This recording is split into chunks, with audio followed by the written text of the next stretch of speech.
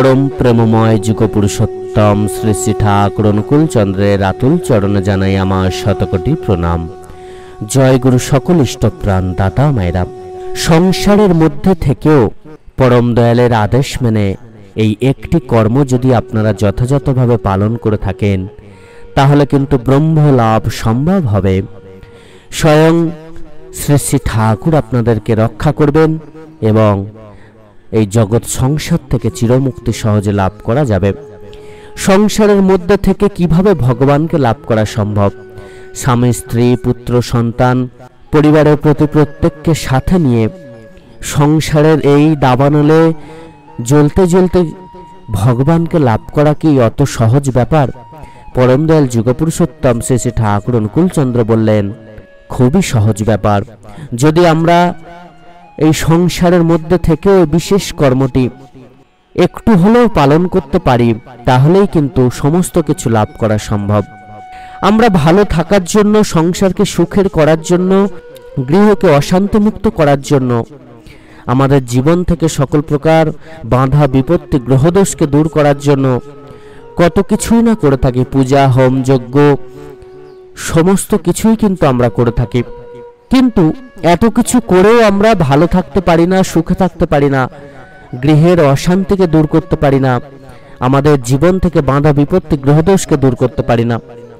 তাই তো পরম দয়ালের এই একটি বিধান আমাদেরকে মেনে চলতে হবে এবং সংসারের মধ্যে থেকেও কিন্তু সেই বিধান মানা সম্ভব। দিনের মধ্যে 5 মিনিটও যদি আপনি এই বিশেষ কর্ম করতে পারেন তাহলে কিন্তু সহজেই আপনারা চিরমুক্তি লাভ করতে পারবেন, ব্রহ্ম লাভ করা সম্ভব হবে এবং সহজেই শ্রী শ্রী ঠাকুর স্বয়ং সন্তুষ্ট হবেন, আপনাদেরকে রক্ষা করবেন।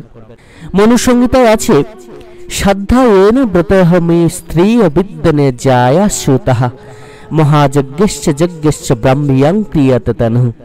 অর্থাৎ বেদ অধ্যয়ন, ব্রত, হোম, তৈবিদ্য নামক যজ্ঞ, দেব ঋষি পিতৃতর্পণ, গৃহস্থাশ্রমী হয়ে সন্তান উৎপাদনে ব্রহ্মযোগ জ্যোতিষ্ঠমাদি যজ্ঞের দ্বারা, পঞ্চমহাযজ্ঞ দ্বারা এই শরীর ব্রহ্ম প্রাপ্তির উপযুক্ত করে তোলা যায়।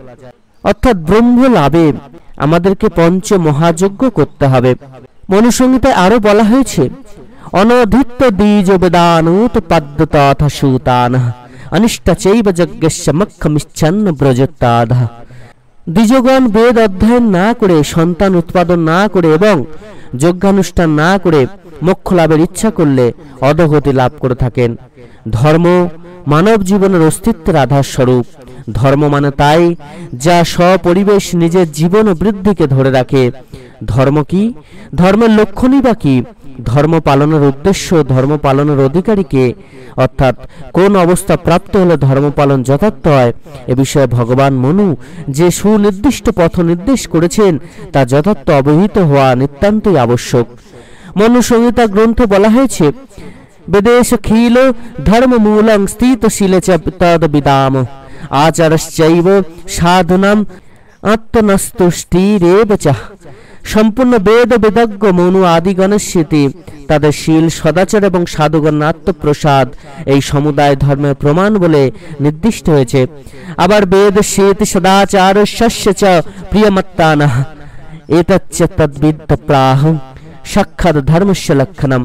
অর্থাৎ বেদ স্মৃতি সদাচার এবং নিজ নিজ আত্মার প্রিয় অর্থাৎ সন্তোষ, এই চারিটি সাক্ষাৎ ধর্মের লক্ষণ।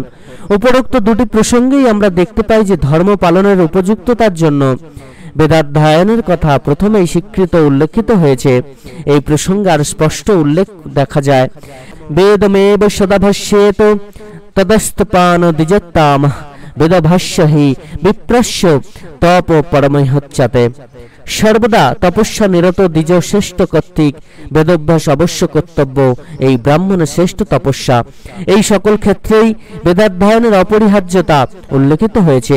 যে বেদাধ্যয়নকে অবহেলা করে শাস্ত্রান্তরে ব্যাপৃত হয় সে পরিবার অত্যন্ত অধোগতি প্রাপ্ত হয়।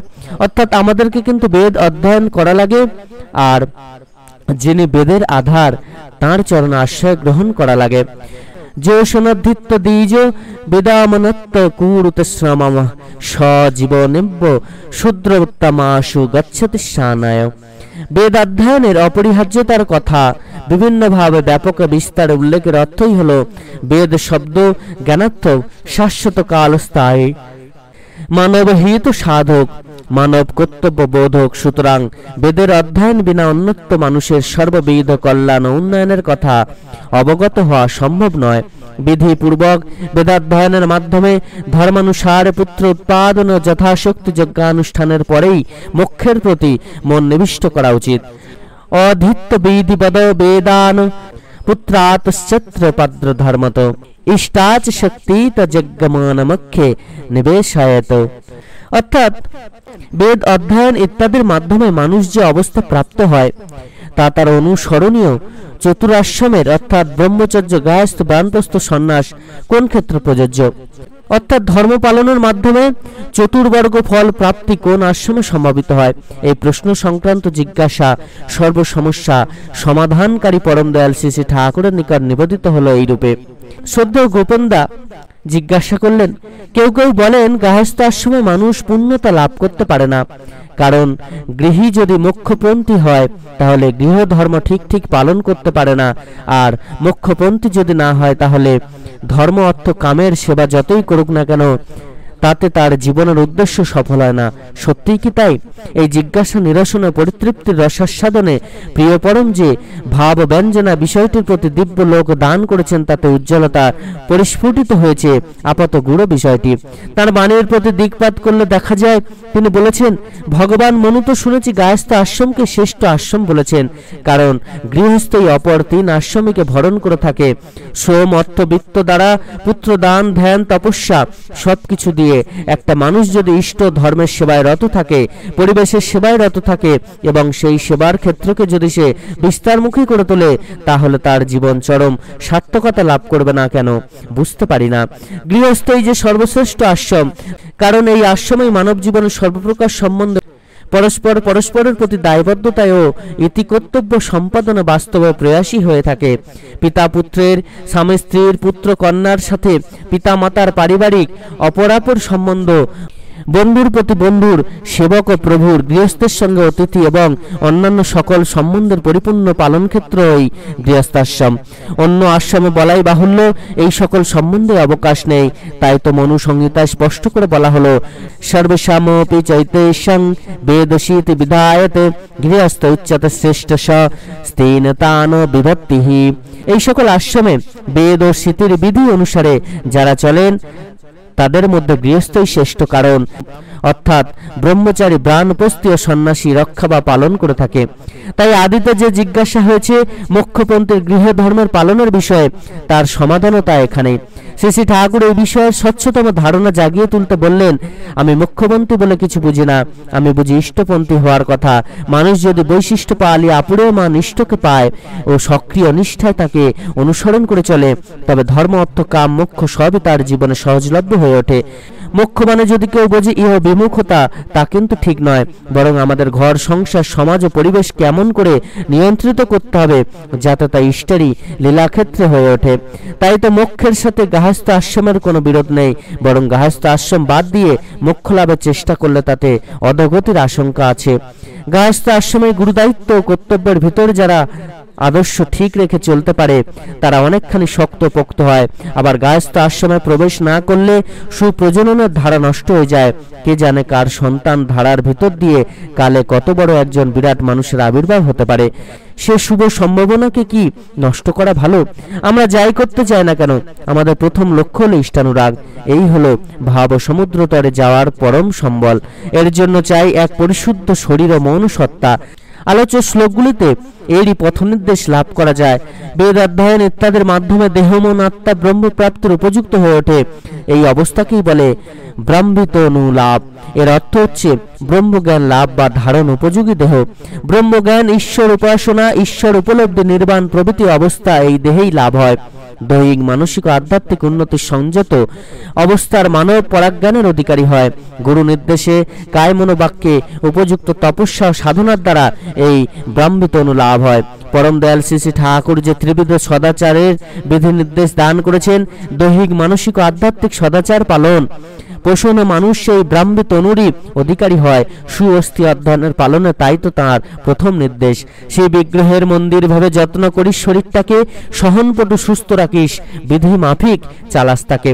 অর্থাৎ আমরা আমাদের শরীরকে যদি না ঠিক রাখি, আমাদের এই শরীরটাকে যদি না যত্ন করি, পরম দয়াল যুগপুরুষোত্তম শ্রী শ্রী ঠাকুরের বলা তিনটি সদাচার, দৈহিক মানসিক আধ্যাত্মিক, এই তিনটি সদাচার যদি যথাযথ পালন না করি, তাহলে কিন্তু ব্রহ্মজ্ঞান কখনোই সম্ভব হবে না। যতই আমরা পূজা আর্চা যজ্ঞ করি না কেন, যতই আমরা বেদ অধ্যয়ন করি না কেন, আমরা সংসারের মধ্যে থেকে শাস্ত্র অধ্যয়ন করব, বেদ অধ্যয়ন করব, পূজা আর্চা করব, সাধন ভজন করব, ইষ্ট চলনে চলব, ইষ্টকে সাথে নিয়ে চলব, ইষ্টের চরণ আশ্রয় গ্রহণ করে তাকে অনুসরণ করে চলব। পরম দয়াল বলেন ইষ্ট চলনে চলার কথা, অর্থাৎ ইষ্ট চলনে চলে আমরা তার প্রত্যেকটা আদেশ নির্দেশকে মেনে চলব, আর দৈহিক মানসিক আধ্যাত্মিক সদাচার পালন করে আমাদের এই শরীর বিগ্রহকে ঠিক রাখবো, সুস্থ সবল রাখবো এবং সুন্দর সুমধুর করে তুলব। তবেই কিন্তু ব্রহ্মজ্ঞান সম্ভব হবে, তবেই কিন্তু সংসারের মধ্যে থেকে ভগবানকে লাভ করা সম্ভব হবে। চাণক্য শ্লোকে বলা হয়েছে ন গৃহং গৃহমিতাহ গৃহিণী গৃহমুচ্যতে তয় আহি সহিত সর্বানা পুরুষোত্তমান সমশ্লোতে। অর্থাৎ পণ্ডিতগণ বলে থাকেন গৃহাঙ্গন নয়, গৃহিণী হলো গৃহ, কারণ পুরুষ গৃহিণীর সঙ্গেই সকল অর্থ অর্থাৎ পুরুষত্ব উপভোগ করে থাকে। এই প্রসঙ্গে আমরা দেখেছি যে গৃহস্থ ধর্ম পালনের মধ্যেই অর্থাৎ গৃহস্থ আশ্রমেই সকল পুরুষত্বের যথার্থ প্রাপ্তি হয়ে থাকে। গৃহস্থ ধর্মের ক্ষেত্রে হলো গৃহ। গৃহ শব্দের অর্থ যা গ্রহণ করে থাকে বা আছে, গৃহযোগ্য স্বার্থে আবাস নিবাস ভবন, সাধারণভাবে যা গ্রহণ করে থাকে তাকেই গৃহ বলে। এই গৃহ সাধিত হলেও প্রকৃত বিচারে বিদ্বানগণ কেবলমাত্র এই অর্থেই বিষয়টির গুরুত্ব সীমাবদ্ধ রাখেননি। তারা বলেছেন গৃহিণী গৃহমুচ্যতে ন গৃহং গৃহমিতাহ গৃহিণী গৃহমুচ্যতে গৃহং তু গৃহিণীহীনং কণ্ডরাদতিরিচ্যতে। গৃহকেই গৃহ বলে, শুধু তাই নয়, গৃহিণীকেই গৃহ বলে। গৃহিণীহীন গৃহ গভীর অরণ্য অপেক্ষা অধিক। সুরম্য প্রসাদ অট্টালিকা সমূহে পরিব্যাপ্ত এই পৃথিবী, সেই সকল বাসগৃহে ও সাধারণভাবে সকল বাসগৃহেই যদি গৃহলক্ষ্মী স্বরূপ গৃহিণী বা স্ত্রী না থাকে, তবে সেই আবাস বিষবৎ হয়। সেখানে প্রবেশ করে বা অবস্থান করে মনে শান্তি আসে না। পক্ষান্তরে বাসস্থান যেমনই হোক, সেখানে যদি তার অধিষ্ঠাত্রী গৃহিণী মনের মতো হয়, তাহলে সেই বাসস্থানে স্বর্গসুখ অনুভূত হয়। এই গৃহিণী যদি গৃহে না থাকে অথবা পতির অনুগামিনী না হয়, তবে গৃহস্থাশ্রমী বা সম্ভব হবে কি করে, আর গৃহস্থ ধর্মের পালনই বা কিভাবে সম্ভব? বর্তমানে বিশ্বের প্রায় সর্বত্র বিবাহ বিচ্ছেদকে আইন সিদ্ধ বলে স্বীকার করা হয়েছে। পরম দয়াল শ্রী শ্রী ঠাকুর অত্যন্ত বেদনাত্ম হৃদয়ে আক্ষেপের সুরে বললেন, ডিভোর্স বা বিবাহ বিচ্ছেদ চালু হওয়ার ফলে সংসারগুলো ভেঙে ভেঙে পড়ছে। গৃহ যাকে বলে গৃহিণী গৃহমুচ্যতে, সেই গৃহই যদি আনস্টেবল বা অস্থির হয়ে যায়, তাহলে দাঁড়াবে কোথায়? চুম্বকে দুটো মেরু আছে, পজিটিভ ও নেগেটিভ। স্বামী হলো পজিটিভ, স্ত্রী হলো নেগেটিভ। স্ত্রী হাতে সংসার ধরা থাকে, সে হলো গোড়া। সেই স্ত্রী যদি না থাকে, তার মানে গোড়া যদি ঠিক না থাকে, তবে বংশ পরিবার সব কষ্ট ভোগ করবে। গৃহে যদি মা লক্ষ্মী না থাকেন, তাহলে গৃহ কখনো কি সুখের হতে পারে? তাই প্রত্যেকটা মাকে মা লক্ষ্মী স্বরূপিণী করে তুলতে হবে, প্রত্যেকটা মাকে মা লক্ষ্মী স্বরূপিণী হয়ে উঠতে হবে, তবেই প্রত্যেকটা গৃহ বাঁচবে, এই দেশ বাঁচবে, পৃথিবী বাঁচবে। না হলে কিন্তু প্রত্যেকটা গৃহ ভেঙে পড়বে। আজ থেকে 10 বছর পরে এমন একটা দিন আসতে চলেছে যখন কিন্তু প্রত্যেকটা গৃহ ভেঙে টুকরো টুকরো হতে বাধ্য হবে এবং প্রত্যেকটা গৃহ দাবদাহে জ্বলতে থাকবে। পুরুষের জীবনের সকল সার্থকতা ইষ্টকে কেন্দ্র করে, এবং এই সার্থকতারও কেন্দ্রায়িত জীবনের প্রধান সহায় হল আদর্শ গৃহিণী। এই জীবনেই প্রাপ্ত হয় পুরস্কারের ও দৈবের সমন্বয় সাধনার বাঞ্ছিত ফল। তাই তো প্রত্যেক পুরুষ যেমন ইষ্টচলনে চলবেন, ইষ্টকে অনুসরণ করে চলবেন, ঠিক তেমনভাবে প্রত্যেক স্ত্রী মা লক্ষ্মী স্বরূপিণী হয়ে সংসারকে ঠিকভাবে দেখবেন এবং সংসারকে, তার গোড়াকে শক্ত করে বেঁধে রাখবেন। তিনি তার স্বামীকে অনুসরণ করে চলবেন, অর্থাৎ স্বামী যদি ইষ্টচলনে চলেন, তিনিও কিন্তু ইষ্টচলনে চলবেন। আর এইভাবেই কিন্তু একটা সংসার সুখের হবে, শান্তির হবে, আর তবেই কিন্তু সংসারের মধ্যে থেকেও ভগবানকে লাভ করা সম্ভব হবে। আমরা যদি ইষ্টচলনে যথাযথভাবে চলতে পারি, স্বামী স্ত্রী উভয়ই যদি তাঁর চরণ আশ্রয় গ্রহণ করে তাঁর বলা কথাগুলি যথাযথভাবে মেনে চলতে পারি, তাহলেই কিন্তু সকল কিছু লাভ করা সম্ভব হবে। সংসারের মধ্যে থেকে হোমযজ্ঞ পূজা আচ্ছা যতই করি না কেন, আমরা কিন্তু সহজে ভগবানকে লাভ করতে পারবো না। কিন্তু আমরা যদি সমস্ত কিছু করার মধ্য দিয়ে ইষ্টচলনে চলি, আমরা যদি সংসারের মধ্যে থেকে পরম দয়ালের সাধন ভজনটা ঠিকভাবে করতে পারি, পরম দয়ালের নাম জপটা ঠিকভাবে করতে পারি, পরম দয়ালের আদেশ নির্দেশগুলি যথাযথভাবে পালন করতে পারি, তাহলে কিন্তু সহজেই আমরা তাকে লাভ করব। আমরা সহজেই ব্রহ্মজ্ঞান লাভ করতে পারবো। সকল প্রকার বাধা বিপত্তি গ্রহদোষ থেকে কিন্তু স্বয়ং শ্রী শ্রী ঠাকুর আমাদেরকে রক্ষা করবেন। শুধুমাত্র তাঁর বলা কথাগুলি আমাদেরকে মেনে চলতে হবে। তিনি তার শ্রীমুখে বলেন ইষ্টচলনে চলার কথা, অর্থাৎ তাকে অনুসরণ করে চলতে হবে। তাহলেই কিন্তু সমস্ত কিছু লাভ করা সম্ভব হবে, না হলে কিন্তু সমস্তটাই বিফলে যাবে। আমরা অনেকে আছি যারা পূজা আচ্ছায় বিশ্বাসী, আর প্রত্যেকদিন কিন্তু শাস্ত্র অধ্যয়ন করতে হবে। বিশেষ করে পরম দয়ালের প্রত্যেকটি বই কিন্তু পড়তে হবে, বিশেষ পরম দয়ালের প্রত্যেকটি গ্রন্থ পড়তে হবে। পরম দয়ালের প্রত্যেকটি গ্রন্থের সার কিন্তু উপলব্ধি করতে হবে। সত্যানুসারণ আপনি রোজ পড়বেন এবং তার প্রত্যেকটি কথাকে নিজেদের জীবনে বাস্তবায়িত করার চেষ্টা করবেন। বেদাধ্যয়ন করবেন, শাস্ত্র অধ্যয়ন করবেন। এর মধ্য দিয়ে আপনার মন ভালো থাকবে, সহজেই আপনি ইষ্টচলনে চলতে পারবেন, সহজে আপনি ভগবানকে লাভ করতে পারবেন। সকল ইষ্টপ্রাণ দাদা মায়েরা প্রত্যেকে কিন্তু অতি অবশ্যই এই বিশেষ কর্মগুলি করবেন, তাহলেই কিন্তু সংসারের মধ্যে থেকেও ভগবানকে লাভ করা সম্ভব হবে। আমরা সহজেই চিরমুক্তি লাভ করতে পারবো। আর এটি কিন্তু আমাদের প্রত্যেকের অবশ্যই করণীয়। সকলে খুব ভালো থাকবেন। পরম দয়াল আপনাদের প্রত্যেকের মঙ্গল করুন। জয় গুরু, বন্দে পুরুষোত্তমম।